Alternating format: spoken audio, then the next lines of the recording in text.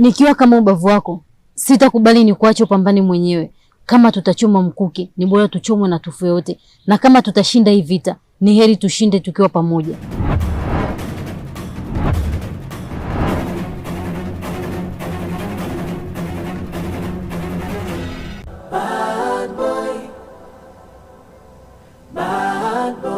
Kwenye mambo ya sheria, ikitokea labda mtu unahusishwa na kuvunja sheria, yani kwa kusimuliwa, baadaye unaweza ukaingia matatizoni.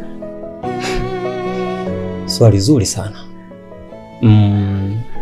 Katika sheria maneno pekee hayatoshi kumwingiza mtu matatani, lakini maneno hayo hayo yakirudiwa na yakapata ushahidi yanaweza kumsababisha mtu akajikuta amesimama sehemu asiyotaraji. Kakusaliti nini tena? Nyie eleweni hivyo, kwa kitu pekee kinachotakiwa kubaki kwenye akili yenu kwamba Keta ni snitch, tena si miongoni mwetu, na zawadi pekee anayostahili Keta ni kifo. Okay. Hii sio dunia yangu Akwino. Hii sio dunia ya mtu yote, mke wangu. Na kujifunza kutumia bunduki haimaanishi kwamba unajiandaa kuwa muuaji. Muda wake tumpige na tumpeleke polisi.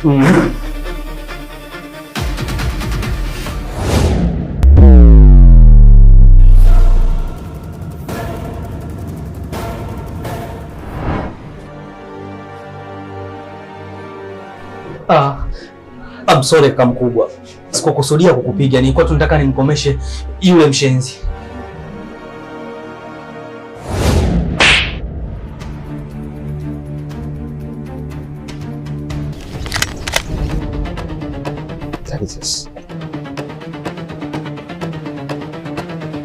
Just do this.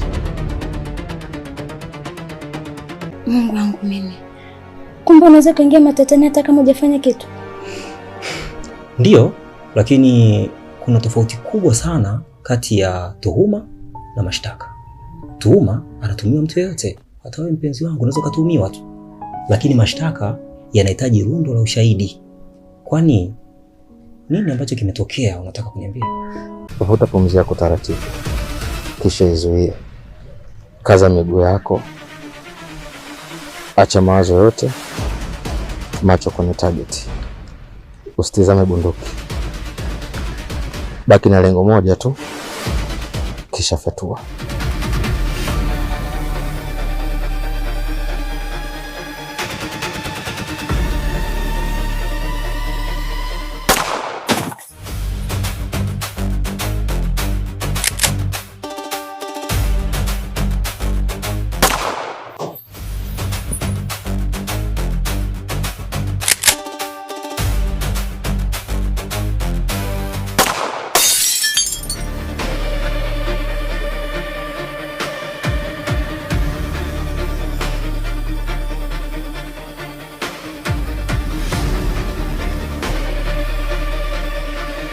Toka juzi nilimsikia akiongea na Dragon.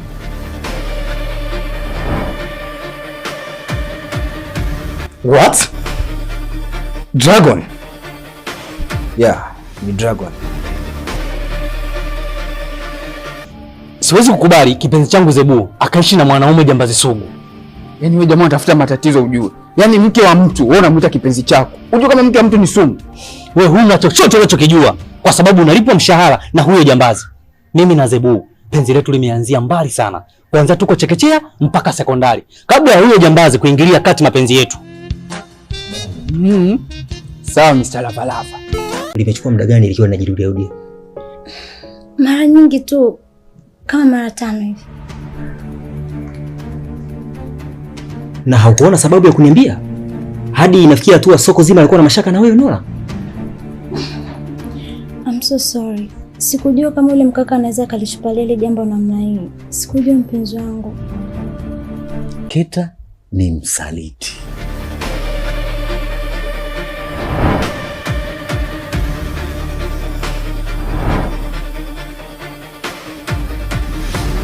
Skoba, Unajua tujafanya zuri lolote kwa ajili ya master. Sasa inatakiwa tufanye jambo hapa. Huyo jamani muuaji hatari sana. Natamani tufanye hivyo, lakini sidhani kama tunaweza kutosha kukabiliana na Dragon pamoja na genge lake.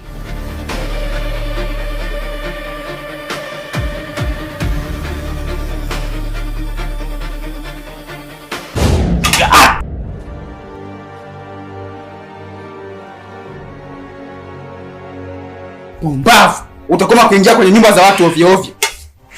Yaani wewe inabidi bosi akija akubinya makende kabisa kwa sababu umezoea vibaya. Pumbavu! Shenzi! Shenzi kabisa. Na kitambi chako. Pumbavu! Kibonge mpesi. Kama mapenzi ni hivi, ukae mbali nami. Mume wa Zebu, lile jambazi linalosakwa kwa udi na uvumba. Huyo. Yaani sasa hivi soko zima la niangalia kwa jicho la mashaka, yaani hadi naogopa. Anashirikiana na Dragon kwenye huo mpango wake. Dragon?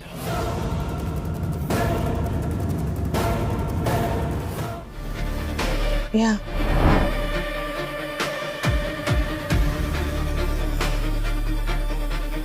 Mwacha nikutafute Keta. Hii issue sio kuzungumza kwenye simu.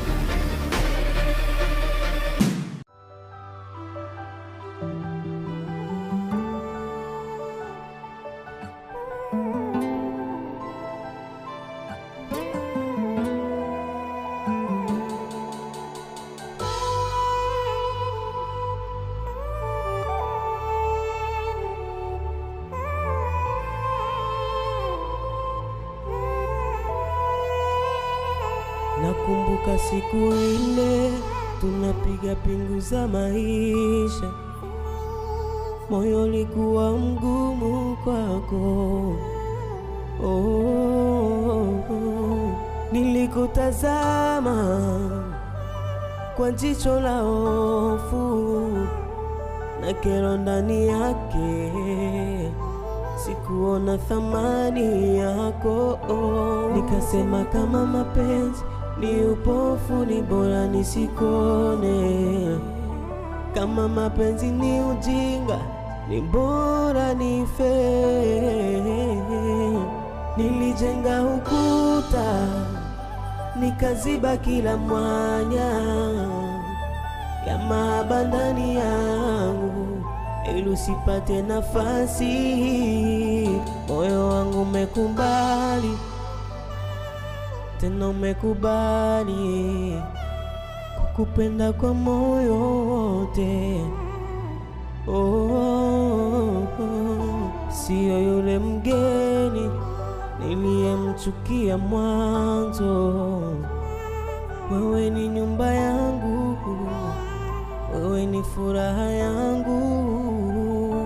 Nimekuzoea, nimekuzoea, nimekuzoea, nimekuzoea, nimekuzoea, nimekuzoea, nimekuzoea, nimekuzoea.